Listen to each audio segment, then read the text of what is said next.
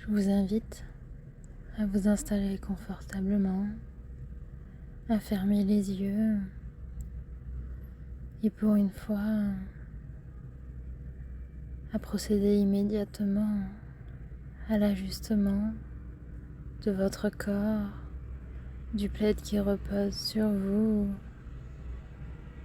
et de tout ce qui vous dérangeait jusqu'à maintenant.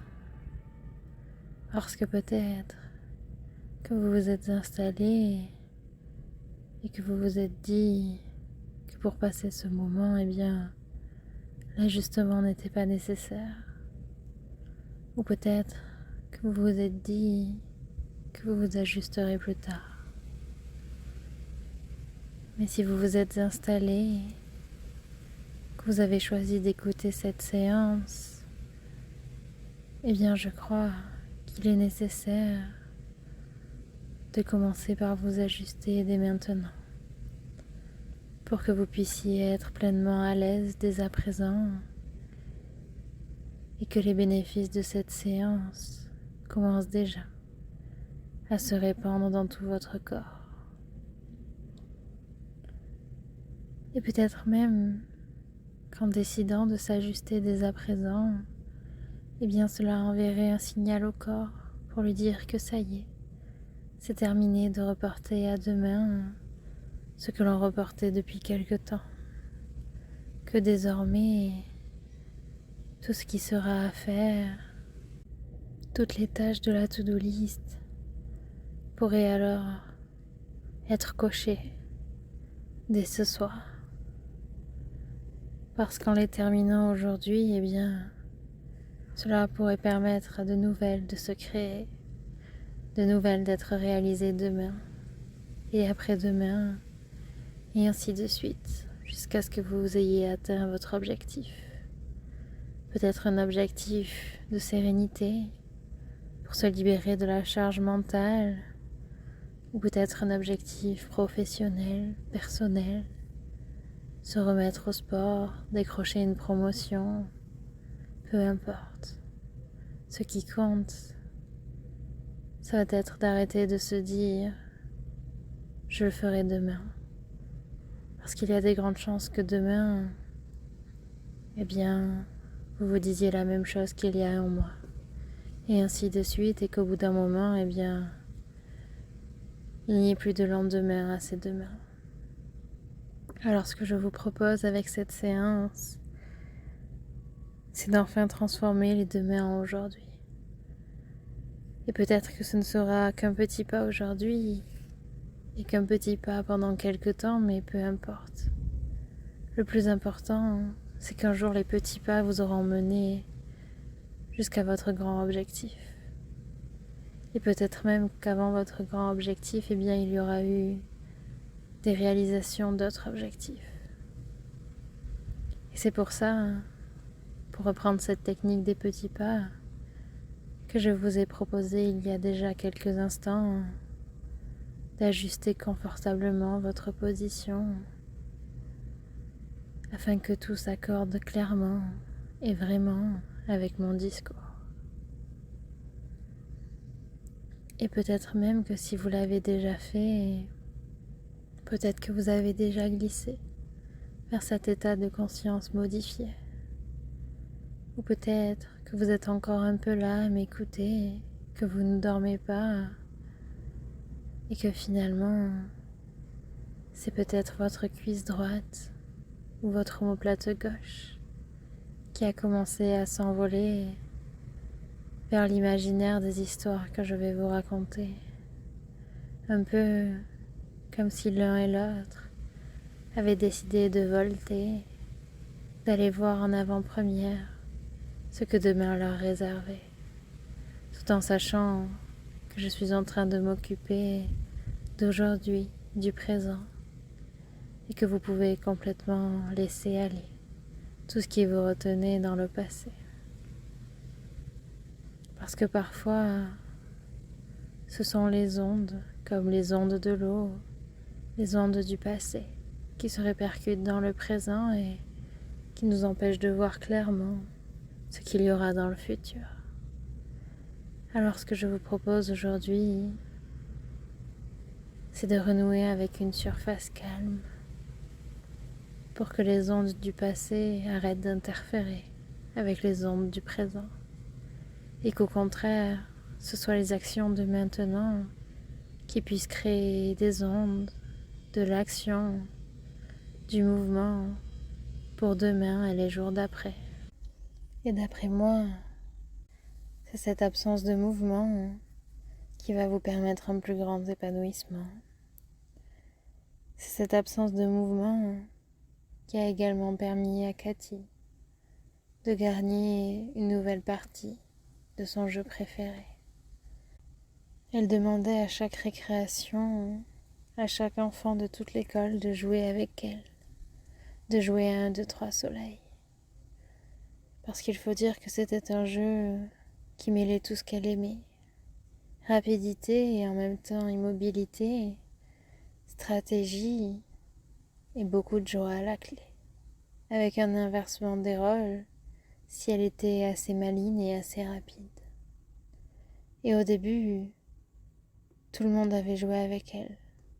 Toute l'école était rassemblée et c'était difficile d'être le premier, la première, à arriver au bout pour être celui qui déclamerait 1, 2, 3, soleil. Mais au fur et à mesure du temps, des pluies qui sont tombées, et bien, au fur et à mesure, la troupe s'est amenuisée. Certains ont préféré jouer à d'autres jeux, mais Cathy, elle a persisté. C'était son jeu préféré et elle continuerait d'y jouer. Elle adorait se déplacer très rapidement tant qu'on avait le dos tourné et s'immobiliser tout à coup, au signal, une fois que le mot soleil était prononcé. Et elle croyait que comme c'était son jeu préféré, eh bien, elle était obligée d'y jouer à chaque récréation. Que c'était un peu comme quand on s'habillait, dès qu'on aimait une couleur, dès qu'on avait une couleur préférée, eh bien, il fallait toujours s'habiller avec celle-là, parce que sinon, c'était un peu comme si on avait trahi notre couleur préférée. Et finalement, un jour, où la troupe s'était beaucoup réduite, et où peut-être même plus personne ne voulait jouer avec elle, parce qu'il s'était lassé du jeu préféré de Cathy, eh bien je crois que la maîtresse est venue la voir parce qu'elle l'a trouvée un peu triste. Et elle lui a demandé pourquoi elle ne voulait pas jouer avec les autres à un autre jeu. Parce qu'après tout, les autres avaient joué à son jeu. Et maintenant, elle aurait pu s'intéresser à eux et jouer à leur propre jeu, à un nouveau jeu, au jeu préféré de ses camarades. Et je crois que Cathy lui a répondu que oui, elle aurait bien aimé jouer à un autre jeu, mais qu'elle n'avait pas envie de faire de la peine à son jeu préféré. Elle n'avait pas envie de le laisser de côté. Parce que pour elle, si elle passait une récréation sans y jouer, c'était comme s'il allait se sentir délaissée, abandonnée. Et elle ne voulait pas faire de la peine à son jeu préféré. Alors la maîtresse avait réfléchi, et puis finalement elle lui avait dit que peut-être que le jeu aimerait mieux qu'elle y joue une fois de temps en temps, mais qu'elle y joue vraiment, de tout son cœur, de toute sa joie. Et que le reste du temps, elle joue à d'autres jeux, qu'elle en découvre, ou qu'elle joue à d'autres qu'elle aimait bien. Que le jeu préféré resterait toujours le jeu préféré, mais il y aurait d'autres invités à la table des jeux aimés. Un peu comme si 1, 2, 3 soleil était le président, le roi de la tablée, mais qu'il y avait d'autres invités. Et la maîtresse avait demandé si ce n'était pas plus rigolo, plus agréable, de manger à table avec plein de copains, plutôt que de manger tout seul. Et je crois que Cathy avait répondu qu'effectivement, elle préférait manger avec plein de copains, plutôt qu'avec un seul. Et je crois qu'à partir de ce moment-là, elle a joué de moins en moins à son jeu préféré, mais avec de plus en plus de ferveur et de plus en plus de réussite. Et parfois aussi, on arrête de reporter au lendemain. On le fait de moins en moins. Et en faisant de plus en plus aujourd'hui, eh bien, on voit sa réussite augmenter. Un peu comme si chaque chose aujourd'hui nous conduisait un peu plus à demain, à la réalisation de cet objectif qui nous plaisait bien. Et en parlant de plaisir, j'aimerais maintenant vous emmener dans une foire, un cirque. Je ne sais pas vraiment comment cela s'appelle. Ce que je sais, c'est qu'il y a beaucoup d'attractions, beaucoup de jeux et beaucoup de gens qui viennent là pour s'amuser, se distraire et rigoler. Et aujourd'hui, j'aimerais que votre regard se porte plutôt vers un groupe d'amis. Le groupe d'amis, oui, que vous voyez juste un peu plus loin. Ou peut-être que vous ne les voyez pas encore, mais c'est sûr que vous entendez leur éclat de rire. Ils ont décidé de passer une journée dans ce lieu de l'amusement, et certains ont pour objectif inconscient, d'avoir des crampes au ventre, à force de rigoler. Un peu comme s'ils venaient remplir leur stock de rire pour les jours qui seraient moins joyeux, pour se rappeler de ces bons moments et se sentir pleinement heureux. Un peu comme si le souvenir allait instantanément réactiver la joyeuse émotion. Et donc, ils ont commencé par des manèges à sensations, parce qu'une bonne partie de la troupe appréciait ce genre d'attraction. Et certains rigolaient et d'autres criaient, et certains rigolaient de ceux qui criaient. Et je crois que même à la fin, ceux qui criaient, eh bien, étaient également ceux qui rigolaient. Et ensuite, une fois ces premières attractions à sensations terminées, ils se sont tous dirigés vers le lieu où ils pensaient le plus rigoler. Et en même temps, même le nom de l'attraction ne laissait que peu de doute sur ce qui allait s'y passer. Ils sont allés dans le Palais du Rire. Et je crois que du Palais du Rire, ils se sont perdus. Ou du moins, ils se sont retrouvés dans une autre attraction qui communiquait. Ils se sont retrouvés dans le Palais des Glaces. Dans ce lieu où une grimace peut devenir un sourire et un sourire peut se transformer en limace. Et certains déjà ont commencé à avoir mal aux abdos, à avoir les joues qui tirent, comme le souvenir de tous ces rires. Mais il y a l'un d'eux qui faisait un peu grise mine, qui avait le sourire un peu moins large que ses compagnons. Et alors, il avait croisé quelqu'un qui lui avait tenu le bras juste un instant, et qui lui avait dit « Ce que tu as vu, c'est ce que tu es vraiment ». Et je crois que cette phrase avait commencé à le faire réfléchir, le faire cogiter. Il avait empêché de faire l'attraction d'après. Et il avait réfléchi. Il avait réfléchi à ce qu'il avait vécu au Palais des Glaces et à ce qu'on lui avait dit. Parce que lui, il n'avait rien vu de déformant lorsqu'il était face au miroir. Lui, il avait juste vu une personne triste, alors qu'il faisait un grand sourire à tous ceux qui les regardaient. Alors je crois qu'il est allé se promener au bord d'une rivière qui coulait juste à côté, et il est allé réfléchir. Et il s'est demandé pourquoi est-ce que l'image que lui avaient renvoyée les glaces, ce qu'on lui avait dit, était autant en décalage avec ce qu'il souhaitait. Et il s'était demandé comment il serait possible de faire les ajustements. Mais je crois que dans le groupe d'amis, il y en avait des beaucoup plus attentifs, qui avaient remarqué que leur ami avait l'air chamboulé. Alors, ils étaient venus le voir et à leur tour, ils lui avaient dit « Laisse tomber, tu es en pleine transition et bientôt tout cela sera réglé, tout sera réorganisé.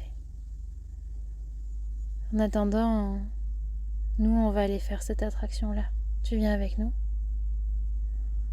Et je crois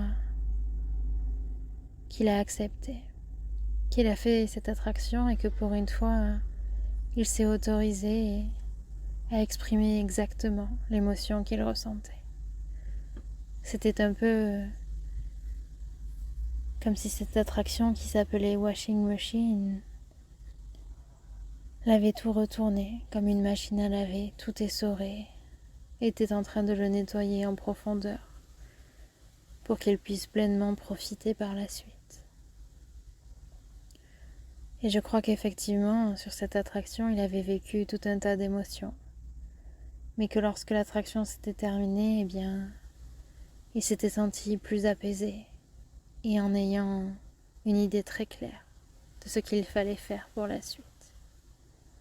Finalement, cela ne servait à rien de travestir ses émotions, parce qu'il y aurait toujours quelqu'un qui verrait exactement ce que l'on ressent, l'émotion qui nous a traversés, un peu comme le miroir dans ce miroir de glace. Il valait mieux être transparent, honnête. C'était moins énergivore et cela permettait de passer plus vite à l'émotion d'après. Un peu comme si une fois l'émotion écoutée, eh bien, elle retournait tranquillement à ses occupations. Et en parlant d'occupation, eh bien, je crois que le moment que nous avons passé a bien occupé votre conscient. Et peut-être même qu'il est allé voyager plus loin que ce que j'espérais. Quant à votre inconscient, lui, je sais qu'il est déjà en action, en train de procéder aux ajustements, aux mises à jour nécessaires pour que vous en voyiez les bénéfices le plus rapidement possible. Que ce soit dans quelques minutes, dans quelques jours ou dans quelques nuits, il travaille pour un plus grand épanouissement et votre plus grand bonheur. Et d'ici quelques instants, ma voix va s'arrêter, la séance va se terminer et la procrastination aussi, parce qu'à partir de maintenant, eh bien vous allez réaliser tout ce que vous avez à faire. Il n'y a plus de demain, il n'y a plus d'hier, il n'y a que du maintenant.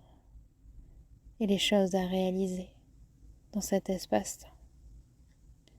Et alors que toutes les parties de vous vont pouvoir se rassembler, se retrouver, les mises à jour inconscientes, elles vont continuer à se télécharger, à s'installer dans les jours et dans les nuits d'après.